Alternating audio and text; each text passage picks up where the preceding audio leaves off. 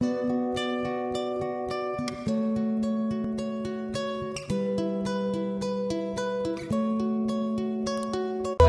memang sengaja mau memberi kajian yang ringan tapi bermakna, karena agama ini sebetulnya dimulai hal-hal yang ringan. Nggak ada ceritanya filosofi agama itu berat, karena jubilatil ukul ala qabulil haq. Semua ulama berpendapat akal itu dipaksa untuk menerima kebenaran. Saya pernah ditanya seorang dokter, dia tanya gini, apa zina itu kan enak, kenapa haram? Lalu tidak enaknya zina di mana? Terus dia saya tantang, andai kan zina wajib kamu bingung, kok bisa? Kalau setelahnya terus tak suruh lagi kamu bisa, ya udah bisa mau. Akhirnya dia mikir iya ya, kalau wajib malah bingung, harus mengumpulkan uang untuk murder. Dan kalau dia senang seseorang tidak harus kesampaian, ya kan? Kalau kamu senang seseorang kan tidak mesti dia senang kamu, kan repot kan? Kalau seneng nggak mesti dia seneng kamu, atau nggak seneng maunya dibayarkan repot. Mendingan diharamkan terus nggak usah, kan enak mas. Tidur di kamar happy santai, syukur-syukur terganti oleh sujud, oleh munajat, oleh kesenangan-kesenangan yang relevan. Misalnya maling diharamkan ya enak. Kalau kita boleh maling malah digebuki orang malah repot. Barokahnya diharamkan dan dapat pahala dan digebukin orang gitu. Sama, jadi perlu membuat argumentasi agama itu penting. Selama ini ada kesolehan amatir yang sering saya kritik setiap saya ngaji itu, kesolehan apa? Amatir. Misalnya gini, kadang-kadang orang ngeluh gini, Islam itu repot, mau kebar gak boleh, mau bebas gak boleh, andai kan boleh semua kan enak. Pertanyaannya adalah, ketika boleh semua, apakah lembaga maksiat ini tidak ada aturan? Kan tetap ada aturan. Boleh pakai kalau bayar, itu aturan enggak? Aturan. Kalau yang cantik mahal kan aturan. Kalau apa homer atau arak yang enak mahal kan aturan. Artinya gini, di tempat yang maksiat pun banyak apa? Aturan. Kenapa aturan di tempat maksiat kamu anggap kebebasan, sementara agama ngatur kamu anggap pengekangan? Nah, ini namanya soleh amatir apa?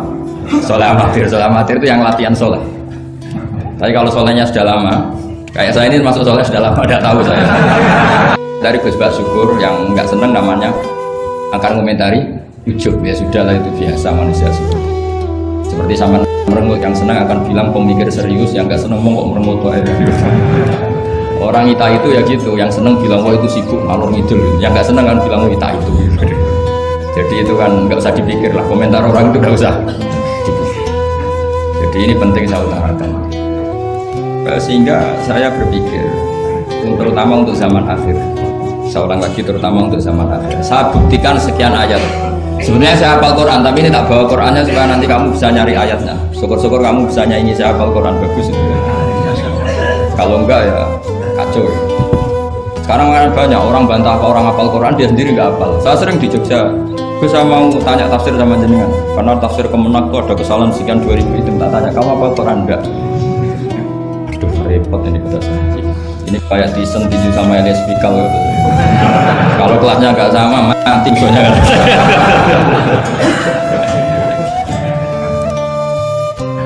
Karena bukan karena ini keangkuhan, tapi proporsional apa? Proporsional. Saya cerita yang ringan-ringan saja, sebagaimana sanad saya dari guru-guru saya ya Rasulullah SAW. Agama itu dimulai dari kesenangan, happy, farah kalau dalam bahasa Arab al-farah. Ayatnya jelas, kul bi fadlillah wa bi rahmatih wa bi dzalika falyafrah. Ingat Muhammad dengan fadl Allah, anugerah Allah dan rahmatnya, kemudian dengan itu kamu harus senang. Sehingga dengan senang kepada Allah dan Rasul itu nikmatnya Masya Allah. Andai kan senang itu bisa ditakar, orang yang sedang tahajud menangisi dosanya plus menangisi nasibnya kalau di perang Tuhan. Itu senangnya sama orang yang sedang dugem itu mesti kalah, mesti senang yang sedang tahajud. Karena orang-orang maksiat itu sebenarnya orang-orang susah. Kalau tidak susah gimana? Setelah itu semua ditanya senangnya di mana? Tidak tahu, dia mabuk. Sementara senang kamu ingat betul tadi malam saya nangisi dosa-dosa saya, nangisi nasib saya, kemudian tenang karena kembali ke Allah, kembali ke Rasul. Itu luar biasa senang. Tapi masalahnya sekarang ibadah itu kayak ancaman. Kalau ada pondok mewajibkan tahajud itu santrinya itu sudah mendelik dulu. Kalau di masjid-masjid gini itu kira-kira diwajibkan tahajud orang juga protes. Ini aliran sesat, sunat kok diwajibkan. Jadi agama itu banyak keunikan, tapi yang jelas saya pastikan kamu harus senang. Kata Rasulullah SAW, salasun mangkun nafihi wajata halawatal iman. Tiga hal ini, kalau tiga hal ini ada pada kamu, ada pada kita, pasti kita ini menemukan halawatal iman, manisnya iman. Yaitu satu, ayyakuna Allahu wa rasuluhu ahabba ilaihi mimma siwahuma. Bahwa Allah dan Rasul itu lebih Anda cintai ketimbang yang lain. Mencintai Allah itu nikmatnya, Masya Allah. Caranya gimana supaya kita istiqomah ibadah? Anggap hidup kami itu sehari. Saya ini di Jawa, celok besar, tapi punya uang 200.000 itu mirah banyak sekali. Bukan banyak sekali. Karena saya ngitung hidup itu per hari. Karena aturannya orang soleh, sama tak ijazahi, pasti kamu nggak mau. Karena kamu pecinta won. Pasti tidak mau. Syarat sahnya orang soleh itu harus nganggap hidup itu hanya sehari. Hanya apa? Wa'mal li akhiratika ka'annaka tamutu ghadan. Beramallah untuk akhiratmu seakan-akan besok mati. Coba kamu yang di perantauan, bayangkan maksiat sampai 60 tahun ke depan kan berat.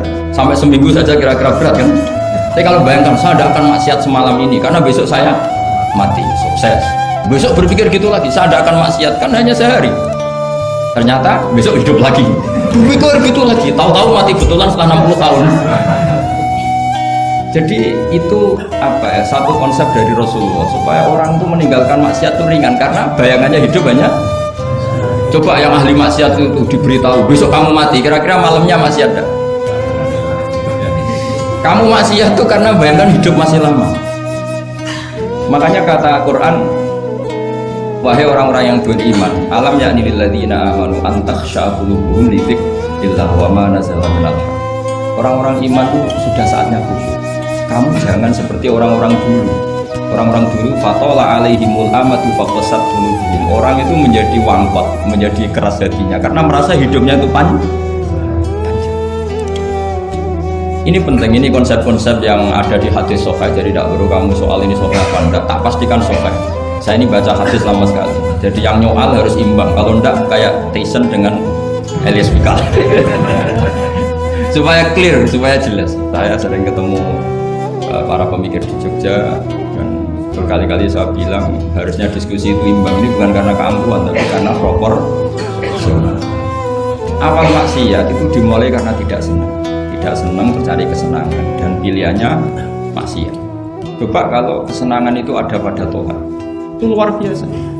Sampai Rasulullah itu menggambarkan ketaatan yang baik itu ada hadis yang mungkin kalau orang Jogja, orang Solo itu tidak siap karena agak priayi. Nabi pernah ngendikan wa fi buti ahadikum shadaqah. Kamu melawan istri kamu itu ya sedekah. Sahabat ya tanya, ayati ahaduna syahwatahu wa walahu ajr. Yang benar aja ya Rasulullah, masa urusan seks, urusan biologis kemudian dia dapat apa? Pahala. Nabi jawabnya ringan saja. Alaihi salawatu ahafi haramin akana alaihi wisrun. Kalau yang digauli itu istri orang atau yang enggak zaujanya, enggak istrinya, apa dia ada dosa? Ya dosa ya Rasulullah. Fakadzalika kalau watu ahafi halalin kana lahu ajr. Ya begitulah kalau dia salah. Kalau salah letak haram, kalau tepat sasaran ya halal. Segampang itu ibadah. Jadi ngumpulin istri ibadah, nimang anak ibadah, ngaji begini ibadah, meskipun nggak paham, nggak ada syaratnya paham. Yang menyenangkan dalam Islam kan gitu, ngaji itu udah harus paham. Yang penting datang, pura-pura paham, selesai. Bahkan saya pernah dibully oleh santri itu, ya agak kurang ajar santri itu. Ya santri gak jenengan-jenengan, santri tua-tua gitu. Itu Gus, jenengan sama saya nanti di surganya dulu saya. Kenapa? Karena kata Rasulullah SAW itu man salaka tariqan yaltamisu fihi ilman sahalallahu lahu tariqan ilal jannah. Orang yang mengambah jalan, yang mencari jalan, berjuang lah, berjuang sekolah, nyari ilmu. Nyari yaltamisu itu maknanya nyari iltimas. Maka orang yang mencari ilmu itu sahalallahu lahu tariqan ilal jannah, akan dimudahkan jalan ke surga. Itu yang nyari tuh Gus. Kalau sudah ketemu kayak jenengan tidak masuk hadis itu. Makanya bersenanglah yang sedang nyari tapi belum ketemu. Karena hadis itu untuk yang masih nyari. Itu pasti sampai Anda saya. Wah saya mikir, wah ini nyari hadis apa yang bela saya? Karena hadis ini itu tidak mihak saya, nggak mihak yang sudah ketemu. Yang namanya nyari kan belum ketemu, maka bergembiralah yang nyari ilmu udah alim-alim. Karena syaratnya, ya kan? Man salaka tariqan yaltamisu fihi ilman sahhalallahu lahu tariqan ilal jannah. Siapa yang berjalan atau menempuh satu perjalanan mencari, di mana-mana mencari itu sudah ketemu belum? Belum. Berarti kiai masuk hadis itu enggak? Alhamdulillah, karena kiainya sudah ketemu. Maka bergembiralah jadi saat tidak paham, artinya masih mencari. Makanya kalau mau paham jangan paham. Karena saya ini kebetulan memang peneliti hadis dan saya banyak menghafal hadis karena saya suka dengan kalimat-kalimat jamiah, kalimat-kalimat yang komplit dari Rasulullah SAW. Sehingga ngapalkan hadis saya itu banyak dan imbang itu ya balance kalau dalam bahasa inteleknya. Saya termasuk menghafalkan hadis wa innal alima la yastaghfiru lahu man fis samawati wa man fil ardi hatta al-hitan fil bahr. Sebagian riwayat wa inna mu'alliman nasi al khaira la yastaghfiru lahu man fis samawati wa man fil ardi hatta al-hitan fil bahr wa hatta an-namlatu fi juhriha. Ini hadis tandingan. Jadi yang tandingan tidak hanya 01 02, hadis juga ada hadis apa? Tandingan. Tidak apa-apa, ilmu itu memang butuh apa? Butuh perimbangan ya, butuh balance. Nggak boleh ilmu, tapi karena ilmu nggak pantas diomongkan tandingan gitu aja. Kata saya ada hadis yang bunyinya gini, wa innal alima, orang alim itu akan dimintakan ampun oleh penduduk langit. Jadi semua malaikat Jibril dan Mikail, semoga termasuk Israel, itu memintakan maaf untuk orang alim, tidak yang belum alim. Itu kamu udah masuk hadis itu. Keren mana? Wah sama kerennya Gus. Saya masuk surga, yang jenengan nanti juga masuk. Ya sudah, nggak usah geger ketemu di sana.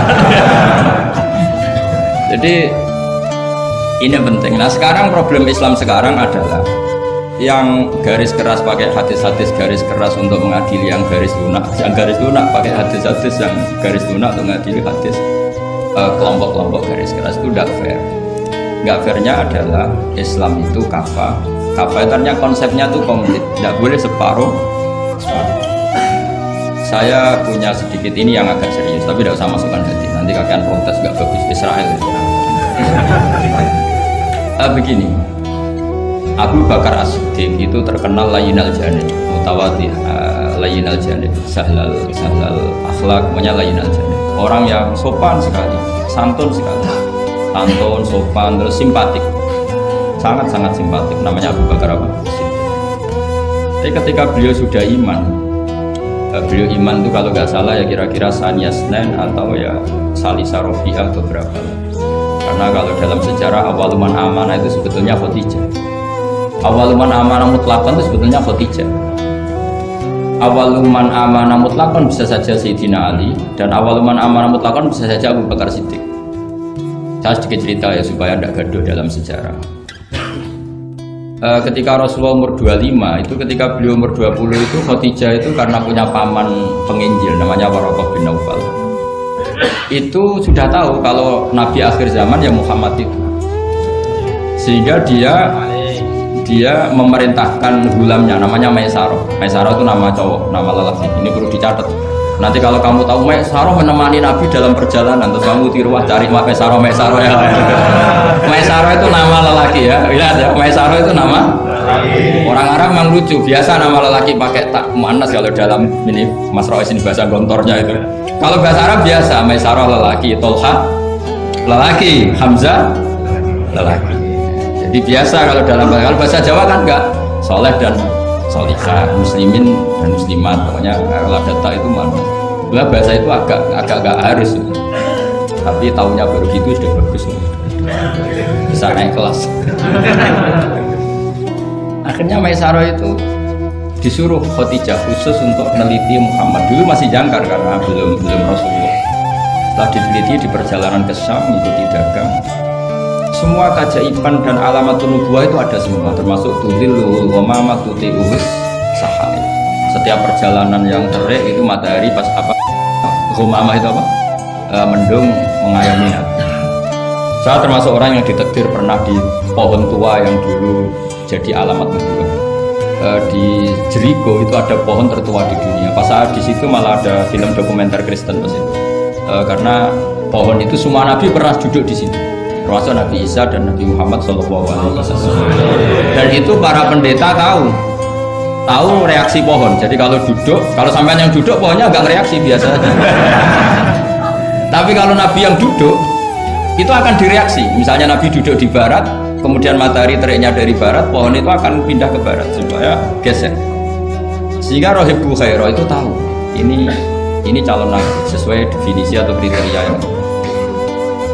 Singkat cerita, setelah Maisarah lapor sekian alamat nabi itu diceritakan Khadijah, terus nabi ketika umur 25 dia memantapkan diri untuk nikah sama orang yang bernama Muhammad. Tapi Khadijah itu mulai agak kecewa. Jadi nabi biasa-biasa saja, tetap dagang saja, nabi tetap dagang, hanya tentu tetap punya sifat amanat, kredibilitas dijaga, semuanya terjaga, tapi nggak ada alamat nabi yang ekstrim lah yang jika Khadijah mulai mamang ini kapan jadi nabi ini gini-gini aja ya. Nah pas umur 40 itu nabi ngalami yatahannas itu yata'abbad alayali yadawatil adat. Kalau dalam Sahih Muslim disebutkan fakana yatahannasu fil ghar wa huwa at-ta'abbud alayali yadawatil adat. Yang dikatakan tahannus adalah menyembah Allah di gua, menyepi, kemudian beberapa hari. Terus di hadis itu juga diterangkan wa yatazawwadu lidzalik. Perlu dicatat dulu tirakannya nabi itu ya bawa bekal. Bukan terus kelaparan 3 hari nanti fata morgana yang dilihat. Jadi ini perlu dicatat. Kadang banyak orang tirakat gak makan 40 hari, gak makan 3 hari, itu malah bahaya. Karena yang dikatakan nur atau apa ternyata fata morgana karena lama dah makan. Jadi perlu dicatat di hadis itu jelas ada kalimat wa yatazawwadu lidzalik. Ya nabi ya normal bawa bekal. Jadi tidak lapar-lapar amat. Tapi tidak satu nampan kayak makan di atas tadi enggak ya. Kalau itu makannya orang kelaparan itu. Ya tapi bagus lah, saking hormatnya sama kiai makannya banyak. Apa ngetes kiainya? Kalau banyak ada kiai ini. Motifnya apa enggak tahu. Motifnya enggak tahu, tapi husnudzon wajib. Panitia tenang saja, kiai itu wajib husnudzon. Terus baca ini ya Muhammad. Nabi begitu fatwa. Sehingga ini penting sekali karena jarang orang mengungkapkan ini. Kenapa jarang mengungkapkan? Kemungkinan satu tidak tahu. Dua, karena kadang kiai itu ya manusia, Ustaz juga manusia. Kadang-kadang dengan tanda kutip itu ya pecundang. Dia ngomong yang dicintai pasar, itu yang saya sesalkan betul. Tidak ngomong yang dibutuhkan dalam khazanah Islam. Itu saya kecewa betul. Dan semoga mereka itu tobat. Tidak boleh seperti itu. Coba kita ini Islam mulai kecil, punya kiai mulai kecil. Kadang-kadang tidak pinter-pinter. Karena ayatnya itu terus sama. Kubu sebelah misalnya dalil ayat ini, yang ini terus gitu aja. Kalau orang sunat diceritain Nabi Ibrahim sunat 80 tahun itu pakai palu, pakai apa itu kodum itu apa langganan ya. Kalau ada orang mati ya mesti kullu nafsin dha'iqatul. Kalau ada orang nikah mesti faman rohibaan sunnati fakulu, itu saja. Jadi umat ilmunya tidak tambah, ya sudah, siapa saja yang nikah ya itu aja, yang mati ya itu aja kullu nafsin. Karena ya pasarnya seperti itu. Buat sekali-kali ada orang mati itu bilang, ayo pesta. Karena orang dolim ini sudah mati. Ngurangi beban bumi. Ngurangi beban apa? Syukurilah kematian orang fasik ini. Itu nggak disangoni sampai itu. Sudah ada disangoni, dibenci keluarganya, ya enggak? Ya daripada gitu yang umum saja kullu nafsin. Kematian adalah mau'idzah, kafa bil mauti wa idzah. Cukup mati sebagai nasihat, ya ikut pasaran saja. Karena itu yang menghasilkan pasar. Tapi resikonya itu ilmu itu tidak tambah apa?